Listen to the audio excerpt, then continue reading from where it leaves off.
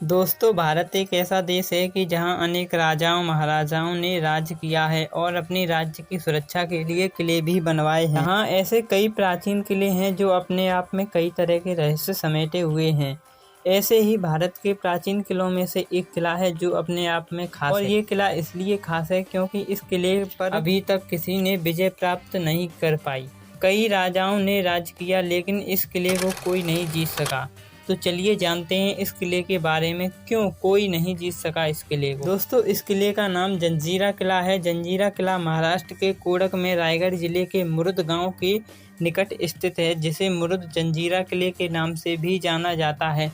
इस किले के नाम में इसकी खासियत छिपी है। दरअसल जंजीरा अरबी शब्द जंजीरा से इंस्पायर्ड है, जिसका अर्थ होता है टापू। समुद्र तल से 90 फीट की ऊंचाई पर बना यह किला चारों ओर पानी से घिरा होने के कारण इस किले को आइलैंड फोर्ट के नाम से भी जाना जाता है। यह किला भारत में ही नहीं बल्कि दुनिया में अपनी बनावट के लिए मशहूर है और हर साल इसे देखने के लिए सैलानी आते हैं, यानी विदेशों से लोग आते हैं। जंजीरा किला भारत के पश्चिमी तट का एकमात्र ऐसा किला है जिसे ब्रिटिश, पुर्तगाली, शिवाजी महाराज और संभाजी महाराज ने किले को जीतने का काफी प्रयास किया था, लेकिन कोई भी इस किले को नहीं जीत सका। इस किले की बनावट ऐसी है कि इस पर कब्जा करने के लिए कई बार हमले हुए, लेकिन कोई भी इस किले के अंदर घुस नहीं। यही वजह है कि 350 वर्ष पुराने इस किले को अजिंक्य किले के नाम से भी जाना जाता है, जिसका शाब्दिक अर्थ होता है अजय, यानी जीत, जिसे कोई जीत ना सके। किले का निर्माण 15वीं सदी में हुआ। समय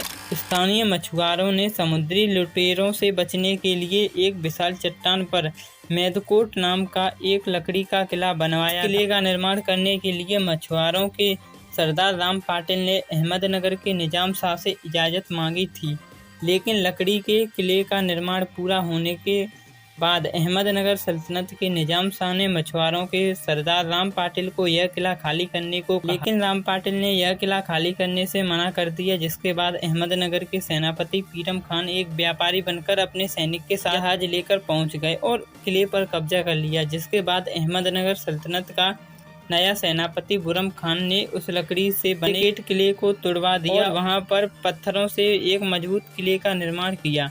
जंजीरा किले का निर्माण एक खास वजह से किया गया था। बताया जाता है कि इसका निर्माण 22 वर्षों में पूरा हुआ था। यह किला 22 एकड़ में फैला हुआ है, जिसमें 22 सुरक्षा चौकियां हैं। कहते हैं कि ब्रिटिश और पुर्तगालियों सहित कई मराठा शासकों ने इसे जीतने का काफी प्रयास किया था, लेकिन उन्हें कामयाबी नहीं मिली। जंजीरा किले में सिद्दीकी शासकों की कई तोपें अभी भी मौजूद और हर सुरक्षा चौकी पर रखी हुई हैं। जंजीरा किले के चारों ओर 19 बुर्ज हैं। प्रत्येक बुर्ज के बीच 40 फुट से अधिक का अंतर है, लेकिन कुछ इतिहासकारों ने किले के चारों ओर 500 तोपें रखे जाने का भी जिक्र किया। इसी किले के बीचों बीच एक बड़ा सा परकोटा है। पानी के 2 बड़े तालाब भी हैं। माना जाता है कि इस किले में एक नगर भी था। समुद्र के खारे पानी के बीच होने के बाद भी इस झील में मीठा पानी कहाँ से आ जाता है, यह आज भी एक रहस्य बना हुआ है। कहा जाता है कि पंचपीर पंजातन शाह बाबा के संरक्षण में है। शाह बाबा का मकबरा भी इसी किले में बना हुआ है। जंजीरा किला सिद्दीकियों की राजधानी के रूप में प्रसिद्ध है। जंजीरा किले की दीवार